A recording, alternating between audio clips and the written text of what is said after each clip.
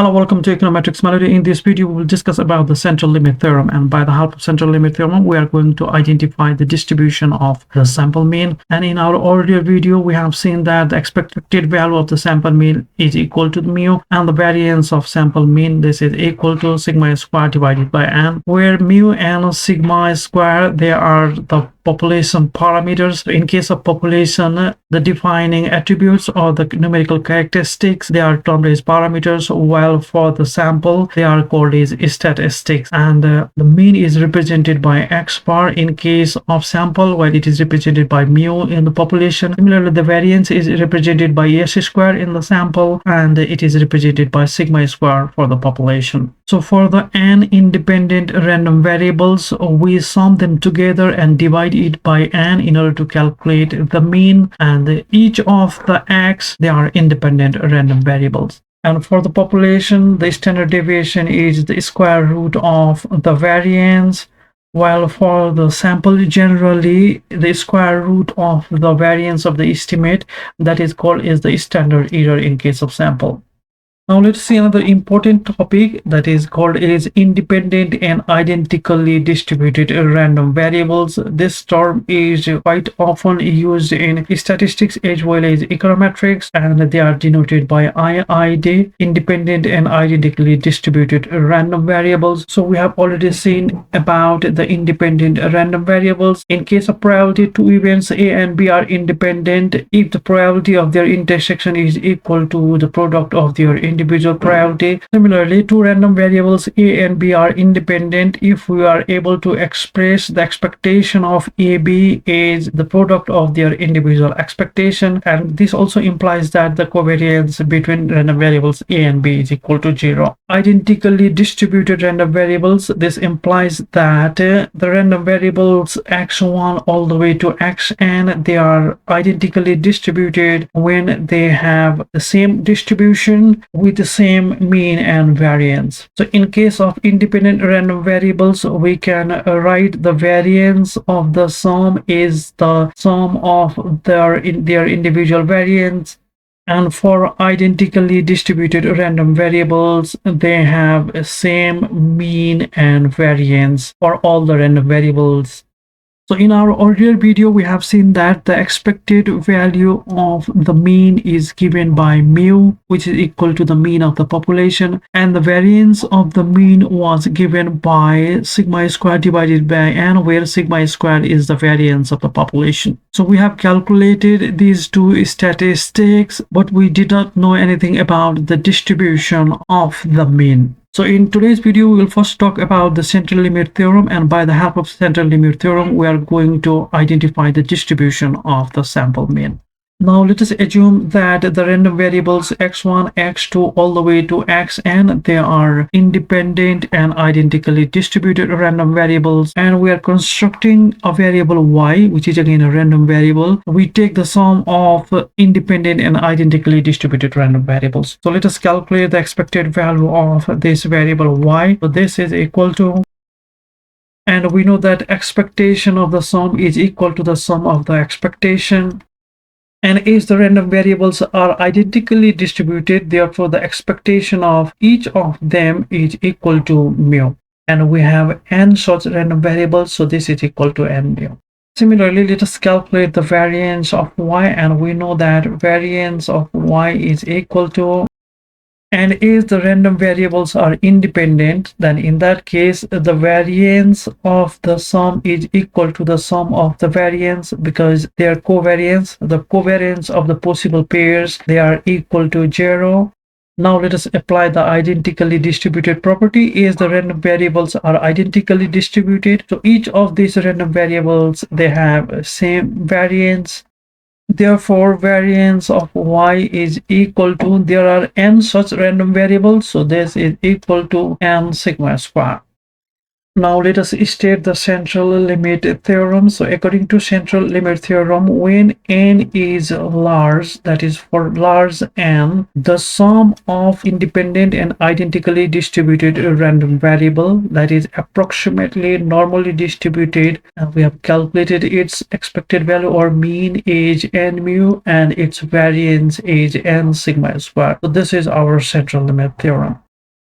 So graphically, so this is the distribution of our random variable y, and our y, this is equal to the sum of independent and identically distributed random variables. So in that case, random variable y, it is distributed approximately normally with its mean and the variance. So this is the basics of the central limit theorem. Now, as we know that y is normally distributed with the mean n mu and its variance n sigma square. Now let us apply some properties of mean and variance to this variable, random variable y. So let us subtract its mean from the random variable. So this is normally distributed as mean is affected by the shift in origin. So this is equal to n mu minus n mu and then n sigma square. So y minus n mu is distributed normally with the mean 0 and the variance n sigma square. Now let us apply the property of variance. So y minus n mu, and I'm going to divide this by root under n sigma square. So the variance is affected by the square of the scale. So this should be equal to n sigma square, and is I have divided this random variable with the square root of n sigma square. So the variance should be affected by the square of it, that is equal to n sigma square. So square of the scale divided by root under n. So square root of sigma square is sigma. This is normally distributed with mean 0 and the variance is 1. This is our standard normal distribution. We have a random variable y that was normally distributed with the mean n mu and the variance n sigma square. So we got this result due to the central limit theorem. Therefore, y minus n mu, the mean is affected by the shift in the origin. We have subtracted by n mu, so we need to subtract here as well. Similarly, I'm scaling this random variable y minus n mu and I'm dividing it by square root of n sigma square. So this should be normally distributed with mean 0 and the variance is affected by the square of this scale. So if I divide this n sigma square by n sigma square, then we get 1. Therefore, if we write it in terms of probability of this being less than x, this is equal to the standard normal distribution, that is probability of z being less than x, where our z is equal to, this is our z statistic. Now let us apply the central limit theorem in order to identify the distribution of the sample mean. So we know that sample mean is equal to the sum of the random variables and we divide it by n, and we can express the same in this way as well. The sample mean is equal to the sum of the random variables when scaled by n divided by n. So as we have expressed, the sample mean is the sum of the independent and identically distributed random variables. So we can apply the central limit theorem to this sample mean as well. In this case, the only assumption that we need is that these are random variables x1, x2 all the way to x, and they must be independent and identically distributed random variables. So if this assumption is true, then we have expressed sample mean is the sum of the independent and identically distributed random variables. Now, given this condition, we can calculate the distribution of the sample mean using the central limit theorem. So according to our central limit theorem, the sum of the independent and identical distributed random variable, so its distribution is approximately normal with the mean and its variance. So this is a very useful and important result due to our central limit theorem. So irrespective of the distribution of the population, if we even don't know the distribution of the population, and if we could fulfill this assumption that the random variables, they are independent and identically distributed, then the sample mean is distributed normally with the mean and the variance. So at the initial stage, if we don't know the distribution of the population, or even if we don't know the distribution of the population, and if we withdraw the sample from this population such that our sample size is large enough, then in that case, according to central limit theorem, the distribution of the mean is normally distributed with mean as mu, that is the mean of the population, and variance equal to sigma square divided by n. And the only assumption it needs to fulfill is that the observations or the random variables, that is xi, they are independent and identically distributed random variables. The central limit theorem is very useful and important both in statistics as well as the econometrics.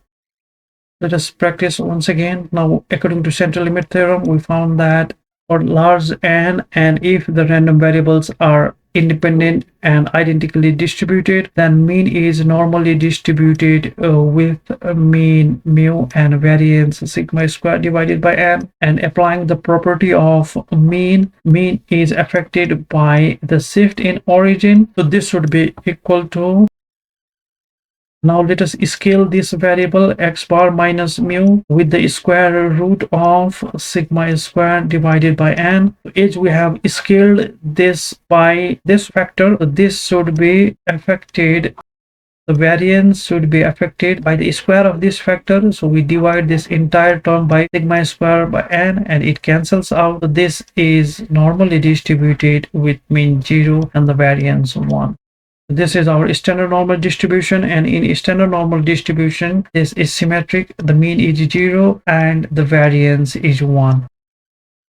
So in this case, our z statistic, this is equal to x bar minus mu divided by root under sigma square divided by n, and this can be further written as x bar minus mu divided by the square root of sigma square is sigma divided by root n. And if we operate it properly, we can take this root n to the numerator, so this is equal to root n x bar minus mu divided by sigma. This is our z statistic, and this has the standard normal distribution.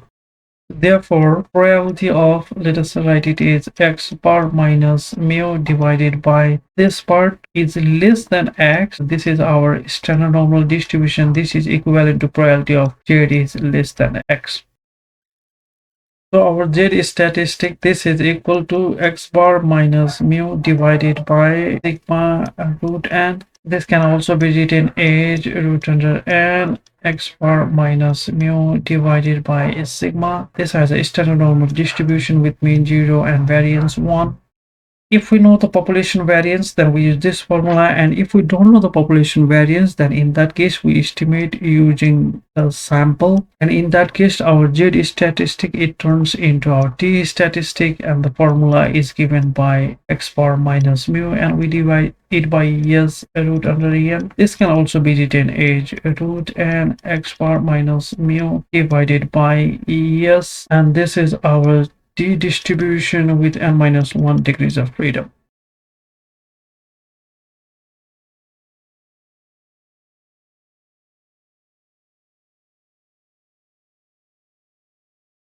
So before we wrap up, let us summarize the central limit theorem and the distribution of the sample mean. So for large n, the sum of the independent and identically distributed random variable, this has the approximate normal distribution with the mean and mu and variance and sigma square, and this can be further expressed as y minus n mu divided by root and sigma. This has the standard normal distribution. Similarly, as the sample mean can also be expressed as the sum of the independent and identically distributed random variable. So in that case, the distribution of the sample mean is also approximately normal with the mean mu and the variance sigma square divided by n, and this can be converted into z statistics as x bar minus mu divided by sigma root n, and this has the standard normal distribution.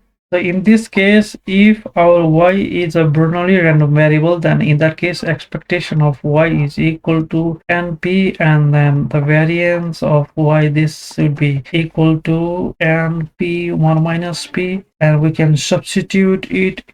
We'll get that y minus np and then a root under n, and the variance is p1 minus p. So this also has a standard normal distribution. So we can use this approximation in case of Bernoulli random variable. Similarly, in case of a Poisson distribution, we can approximate it by replacing this NP with the mean and the variance. The mean and variance is lambda for the case of Poisson distribution, and in that case we have y minus n lambda divided by root under n lambda. So this is it for this tutorial. Thank you very much for your time. Thank you very much, Econometrics Melody.